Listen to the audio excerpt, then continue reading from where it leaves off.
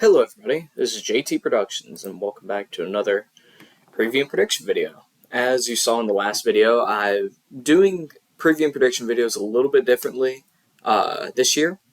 I'm going to go through every college in the conference and then use the Playoff Predictor website, if you've never seen it before, to pick every single game on the Big Ten team's schedule, each of them. And at the end, I will show the win and losses and the conference record of each team here, and it'll just be a better streamlined nature. I'm doing this because it's taken me so long to get a handle on how I feel each team is going to go this year. It's been a struggle. I've changed my mind multiple times on multiple different teams. It's just very unpredictable this season, unlike it was for me the last few seasons. So, getting right to it, we're going to start with the Illinois Fighting Illini under head coach Brett Bielema. This is a team that's had a lot of talk behind them this past year. They went 9-3 last season with a 6-3 in conference play. They bring back a lot. Luke Altmaier at quarterback, Aiden Lowry. They lost their running back McRae to Georgia, but they have some guys that can fill in like Aiden.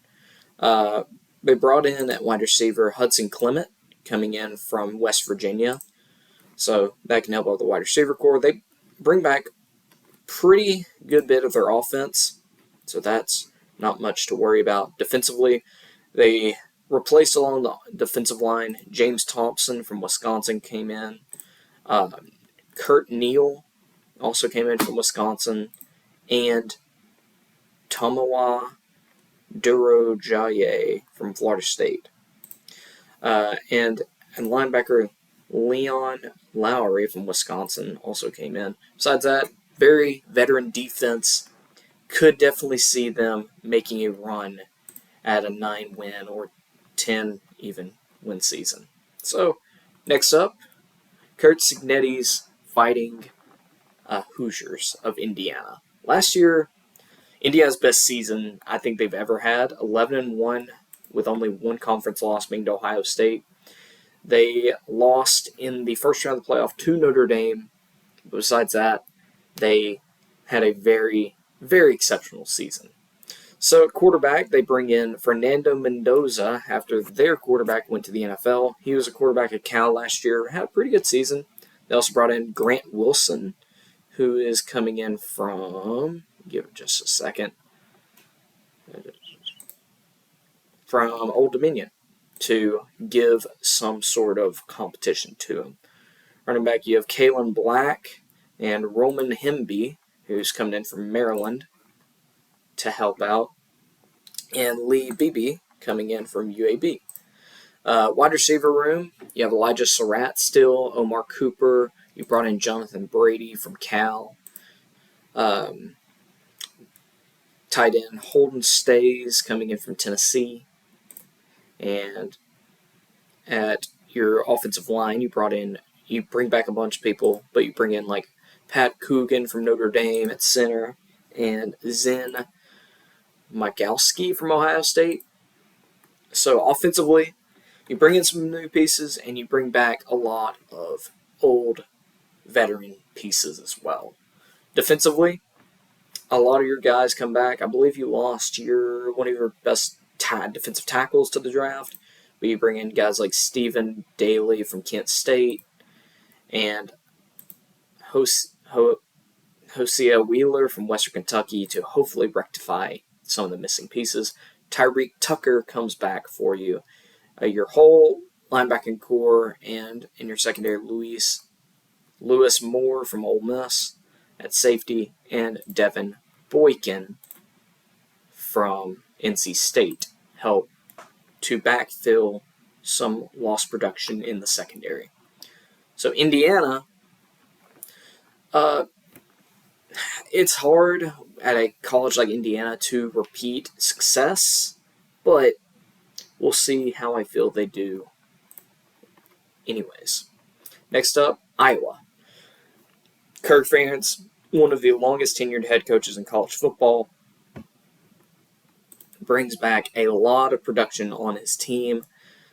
He brings in the quarterback Mark Gronowski, coming in from South Dakota State, I believe.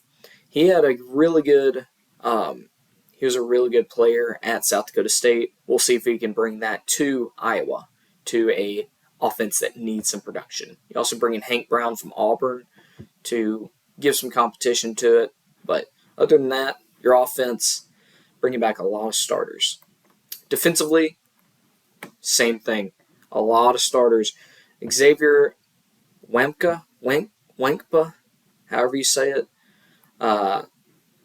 Yeah, you don't usually have to question a lot on Iowa's defense. So I think your big questions are going to be on the offensive side. How's Jacob Beal going to be? How's Reese Vandersee? Their tight ends, which are usually good. Addison Ostringa, who's a really good guy, who's a really good player. So it's all going to be on the quarterback for Iowa. Next up, after Iowa, we have...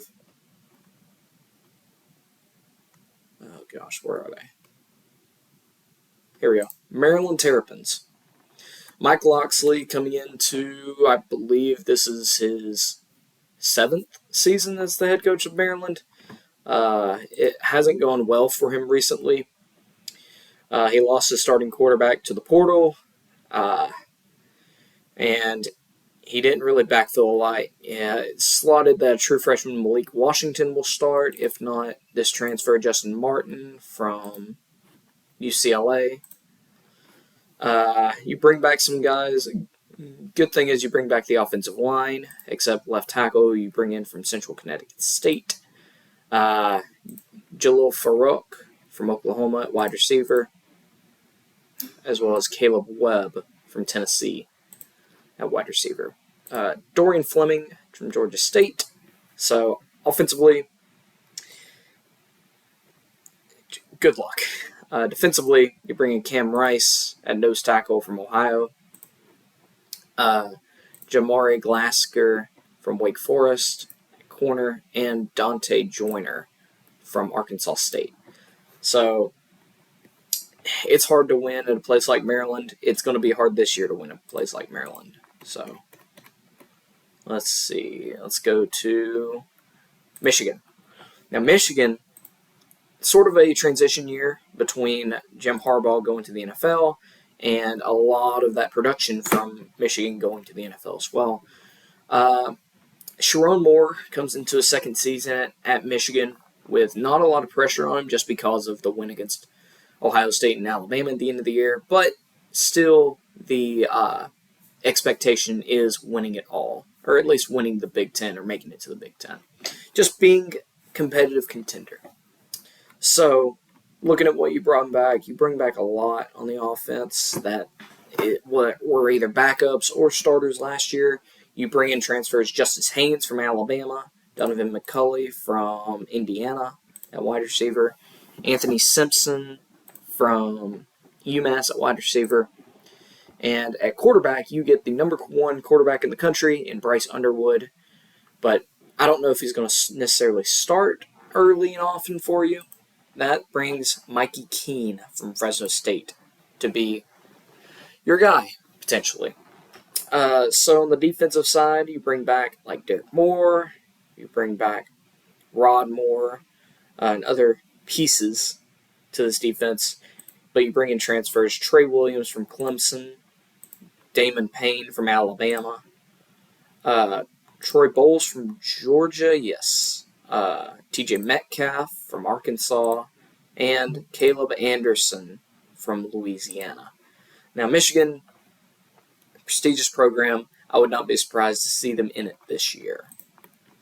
Next up, we're going to have the Michigan State Spartans. Now, Michigan State is a team that, ever since they had that big season in 2021, they've not been anything to write home about. But it's year 2 for Jonathan Smith and quarterback Aiden Childs, who came in from Oregon State last year.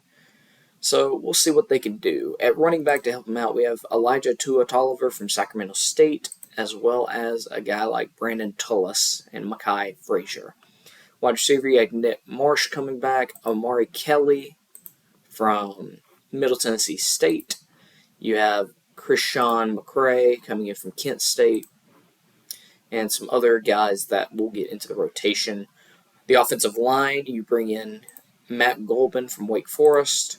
You bring in Luka Vishik from Oregon State and Connor Moore from Montana State.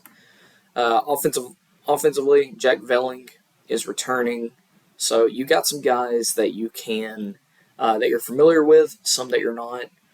We'll see how Jonathan Smith builds that offense. Defensively, you bring in 3 guys: Jonathan Eaton from Texas State, Grady Kelly from Florida State, and David Santiago from Air Force. This is another team, Michigan State is, to where they could just break out, or they could be back to the norm of around a 4 to 6 win season. So after Michigan State, we got Minnesota under PJ Fleck rowing the boat. Last year, they had a pretty decent year. They went 7-5, 5-4. They gave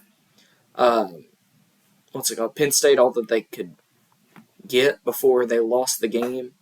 Quarterback, you'll have a battle between Drake Lindsey, Dylan Whitkey, and transfer Emmett Moorhead from Old Dominion.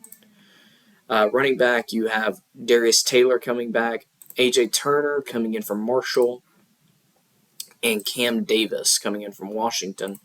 Wide receivers, you bring back LaMickey Brockington, and you bring in Javon Tracy from Miami of Ohio, Logan Loya from UCLA, and some others to help you out. Offensive line, Kaylee Tafai from Washington, Marcellus Marshall from UCF, and Dylan Ray from Kentucky. So, offensively, you're starting a new quarterback. We'll see. Defensively, you bring in Jeff Robertson from Oklahoma State, Jalen Bowden from NC Central, and John Nestor from Iowa. So Minnesota, they've sort of like how Purdue was under Jeff Brom. They sometimes would have a breakout season, but they would hover around the 6-win mark usually. So we'll see for Minnesota, but don't know. Next up, we have, Nebraska. Now, Nebraska, if you know anything about Matt Rule, usually in year 3 with a program, he's getting them to about 10, 11 wins. And this is year 3 for him at Nebraska. They still have Dylan Raiola. They have a lot of people returning. They bring in Dane Key from Kentucky. They bring in Nazir Hunter from Cal. Elijah Pritchett coming in from Alabama. Rocco Spender from Notre Dame. Defensively, they bring in Dasan McCullough from Oklahoma. They bring in Marquise Watson-Trent from Georgia Southern. And Andrew Marshall from Idaho. I see big things could happen for Nebraska, but we'll just have to see as the season nears. Next up, after Nebraska, we go to, also with the Notre Dame last video, I'll have to do another video to do like their prediction, but I will do that after I finish with the conferences. Anyways, Northwestern. Now, after their controversy happened, I thought Northwestern would have been like in the hole bad, which when their interim head coach came in, David Braun, they made a bowl game. This past year, they did not. So it's hard to win at Northwestern, but we'll see what they can do. They bring in Preston Stone from SMU, a good quarterback pickup. They got Griffin Wild from South Dakota State. They got Chase Farrell from Stanford. They got a couple transfers on the offensive line. They bring in Alex Lyons from New Mexico State. And on defense, they bring back a lot, but they bring in a guy from Purdue and Yanni Karloftis. I wonder if he's related to George Karloftis. Probably. Fred Davis from Jacksonville State, and Dylan Tatum from Michigan State. So, not many high hopes for Northwestern, but like I say, we'll see. Ohio State, the national champion from last year, Ryan Day brings a team that has been ravaged by the NFL draft and some of the portal, but you still have Jeremiah Smith, Cornell Tate, Brandon Ennis, a very talented wide receiver core. You have James Peoples, you have C.J. David Donaldson from West Virginia, and you have a new quarterback. It's either going to be Julian Sain or Lincoln Kienholz. You bring in a transfer in Ethan Oniawa from Rice on the offensive line. I don't know about Ohio State, but defensively, you bring in Bo Atkinson from North Carolina to help out.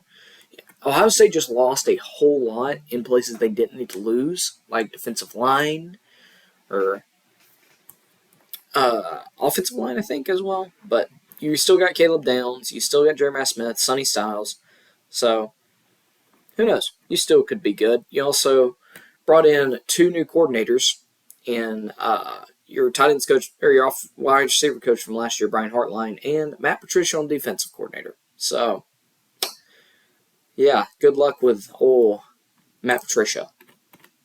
Okay, next we have Oregon.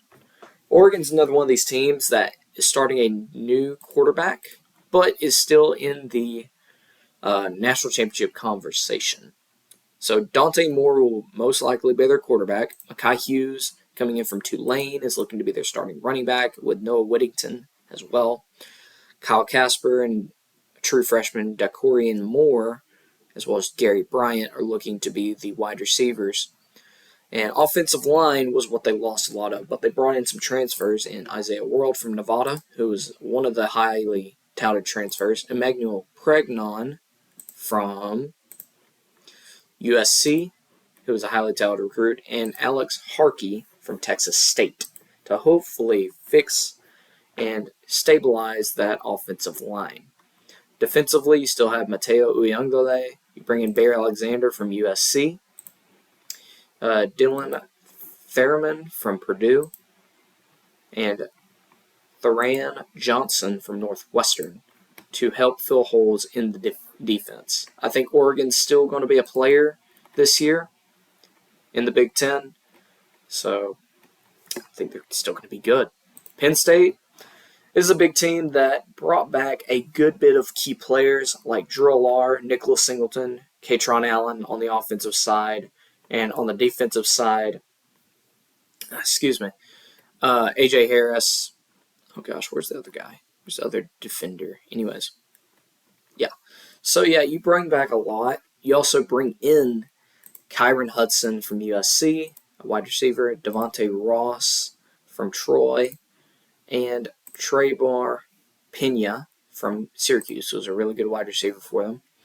And on defense, you bring in Amari Campbell from North Carolina to help out your defense. So, Penn State, I think they could be a true contender this year in the Big Ten.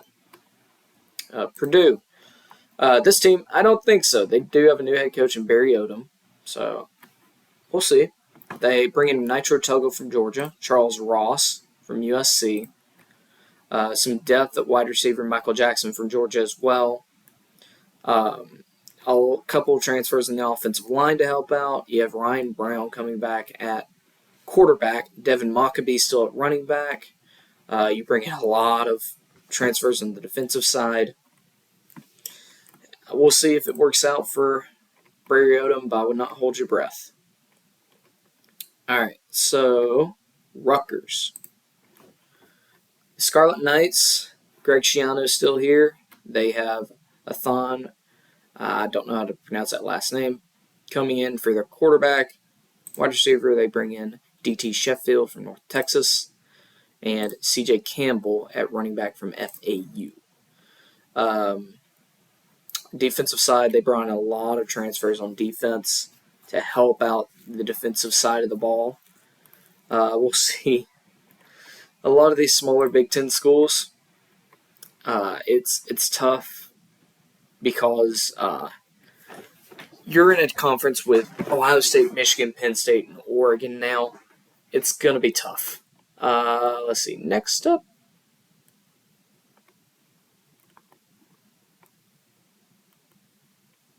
we have the UCLA Bruins.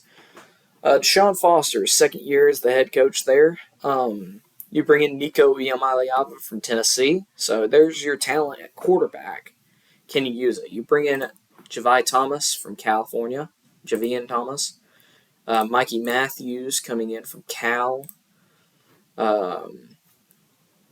Couple of offensive line transfers in Cortland Ford and Julian Armella. Defensively, you bring in Ben Perry at corner from Louisville, or linebacker from Louisville. Andre Jordan from Oregon State. Key Lawrence from Ole Miss, as well as Cole Martin from Arizona State. Then we'll go to USC.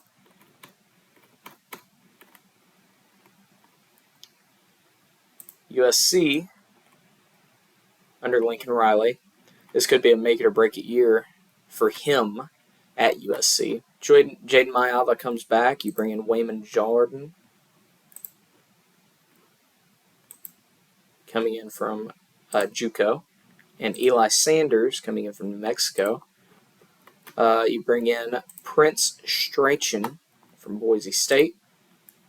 You bring in Shacharis Williams from Utah. You bring in a couple of offensive line transfers. You bring in some transfers on the defensive side. Keyshawn Silver and Jamal Jarrett to help fill the hole Barry Alexander left. DJ Harvey from San Jose State. Bringing in corner, and Bishop Fitzgerald for strong safety. So if their defense under their second-year defensive coordinator can help improve that defensive side of the ball even more, they could bounce into a true Big Ten championship contender. Now we have the Washington Huskies under second-year head coach Jedd Fisch. Now, Washington won all of their home games last year, but lost every one of their away games, including their bowl game. So, hopefully, guys like Amari Evans from Penn State and some of these offensive line transfers can help their offense to continue to be successful. On the defensive side, you have Oyunglele coming from Arizona. You have Ontario Thompson coming in from Western Michigan to help defensive line. Tariq coming from Washington State. Ziri Alexander from Central Florida.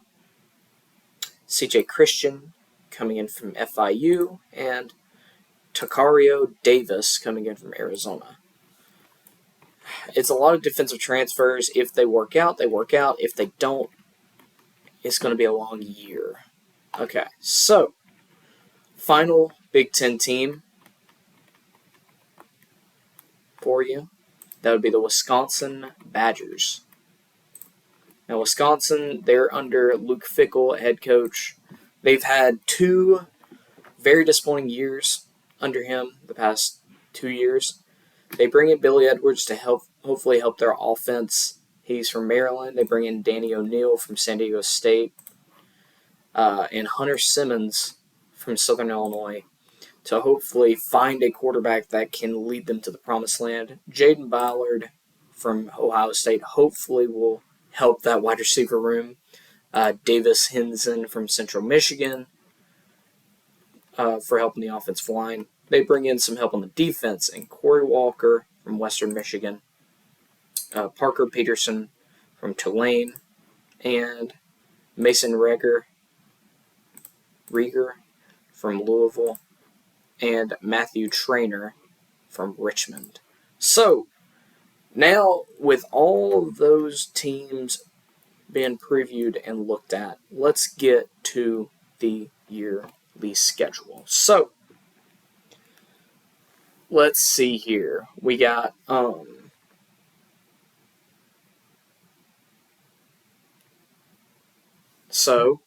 starting out week 1, we have Rutgers beating Ohio, Minnesota beating Buffalo. I think Nebraska beats Cincinnati in Kansas City. Wisconsin, I think, beats Miami of Ohio. Michigan State beating Western Michigan. Illinois over Western Illinois. Purdue, I think, does get a win over Ball State. I I think Tulane beats Northwestern. Maryland beats FAU. Even though FAU gave Michigan State a run for their money. Actually, I'm going to give it to FAU. They gave Michigan State a run for their money early in the season last year. I think Indiana beats Old Dominion. Penn State beats Nevada. Oregon beats Montana State. Iowa beats Albany. Michigan beats New Mexico. USC beats Missouri State. And Washington beats Colorado State. So that leaves for week 1 Texas at Ohio State and Utah at UCLA. I'm going to go ahead and say Utah beats UCLA. I think that they get back to their physical style of football. And I think Texas, because of the stability and the Ohio State and Texas, I think, are two talent-wise even teams, but I feel like Texas reloaded a lot better than Ohio State did, especially with Ohio State's new coordinators. Early in the year, this is when you want to play Ohio State, so give me the Texas Longhorns to beat them. So there's week 1. Let's go to week 2. Week 2, Northwestern bounces back with a win over Western Illinois. I think Maryland beats Northern Illinois.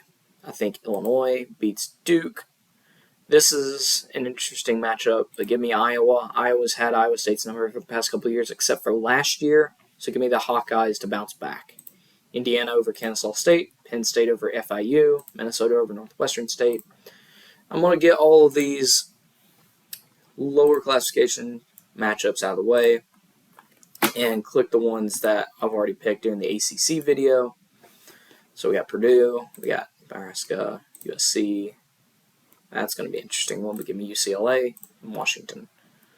Okay. So, the bigger matchups. Oklahoma State at Oregon, give me Oregon. Michigan at Oklahoma, give me Oklahoma. So, now, this one right here, UNLV, they had Barry Odom last year. I actually think UNLV beats UCLA. I think that they have more an identity. I don't think they lost a lot in the transfer portal. They did lose their coach, but they bring in Dan Mullen to be their new head coach. So give me UNLV to upset UCLA. Going to week 3. Getting some of these lower matchups out of the way.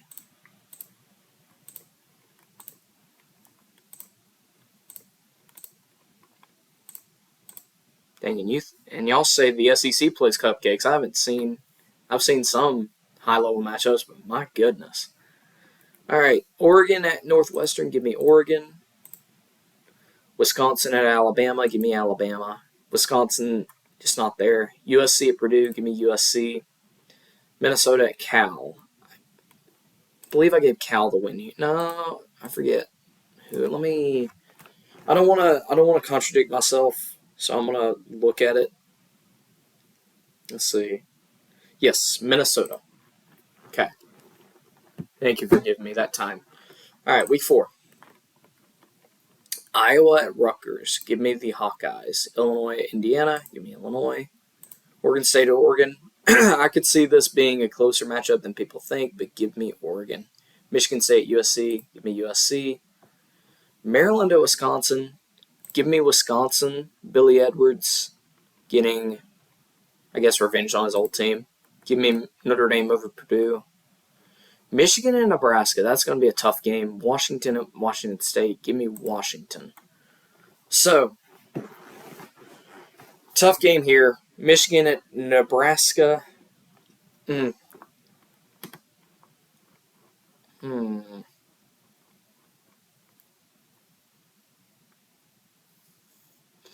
Because of the defensive philosophy of Michigan, give me the Wolverines to beat Nebraska here. No. Quarterback play. Give me Nebraska. Tough to call, but give me Nebraska. Okay. UCLA at Northwestern. Give me UCLA. Give me Illinois here. Rutgers at Minnesota. Skip that for now. Give me Ohio State. Give me Penn State. This is going to be a good matchup, too. It's in Happy Valley at night. Give me Penn State. Rutgers at Minnesota. Indiana at Iowa. Give me Indiana. Give me Rutgers. All right. So let's see. Minnesota, Ohio State. Give me Ohio State. Give me Illinois here. Give me Penn State. Michigan, Washington, and then Nebraska. Even though I could see this being a little upset. So going into week 7, we have Penn State, Illinois, Nebraska, and Ohio State leading the pack. Give me Washington against Rutgers. Give me Penn State. Give me Ohio State. Give me Nebraska against Maryland. Give me Purdue to upset Minnesota. Oregon to beat Indiana. I think USC gets the revenge from last year against Michigan. Give me Iowa to beat Wisconsin and Michigan State to beat UCLA. Okay, Nebraska beats Minnesota. I think Indiana beats Michigan State. I think Purdue beats Northwestern. I think Oregon beats Rutgers. UCLA, I think, beats Maryland. Washington at Michigan. Give me Michigan. Give me Ohio State over Wisconsin. Penn State over Iowa. And give me USC to beat Notre Dame. Okay. UCLA, Indiana. Give me Indiana. Michigan beats Michigan State. Rutgers, I think, beats Purdue. Nebraska beats Northwestern. Oregon beats Wisconsin. Illinois and Washington. Give me the Huskies at home. Give me Iowa at home as well. All right. Penn State, Ohio State, big matchup this week. Let's skip it for now. Illinois beats Rutgers. Michigan beats Purdue. Indiana beats Maryland. Michigan State beats Minnesota. And USC, I think, upsets Nebraska here. So, Penn State, Ohio State. This is going to be one of the biggest matchups in the Big Ten at this point. I think Penn State, with all they bring back in their running game and at quarterback with Drew Allar, give me Penn State to beat Ohio State here. Going into the next week, USC over Northwestern, Penn State over Indiana, Ohio State over Purdue, Rutgers over, give me Maryland over Rutgers, give me Nebraska over UCLA, give me Wisconsin in an upset over Washington. Give me Oregon over Iowa. Oregon over Minnesota. Indiana over Wisconsin. Penn State over Michigan State. Michigan over Northwestern. Ohio State, UCLA. Illinois over Maryland. USC, I think they get upset here by the Hawkeyes. And then I think Washington takes care of business against Purdue. All right, Minnesota, Northwestern. Give me Minnesota here. Give me Ohio State. Give me Penn State. Washington, Michigan, Oregon. Give me Illinois to go on the road and beat Wisconsin. Actually, give me Wisconsin. That's going to be a tough road game at Camp Randall. And you never know what happens late in the year in these Big Ten middle-of-the-pack matchups. Michigan State at Iowa. Give me the Hawkeyes. And let's go to the next week. This is the last week of the regular season right now. Penn State in the lead of the Big Ten. Then you have Ohio State and Oregon fighting it out. Let's see. We have Nebraska and Iowa. Give me Iowa. Give me Indiana over Purdue. Give me Michigan State over Maryland. Give me Penn State over Rutgers. Illinois over Northwestern. Wisconsin and Minnesota. Give me Wisconsin to get to a bowl game. Give me USC over UCLA. And give me... It's going to be a tough one.